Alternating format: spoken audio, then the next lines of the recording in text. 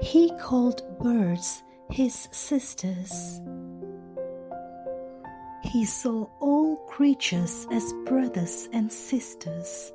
What if we cared for creation the same way? Saint Francis of Assisi preached to a flock of birds, inviting them to praise God. He said, "Lord, make me an instrument of your peace. Where there is hatred, let me sow love. Where there is injury, pardon.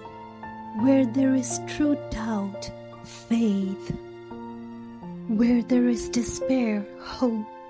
Where there is darkness, light. Where there is sadness, joy."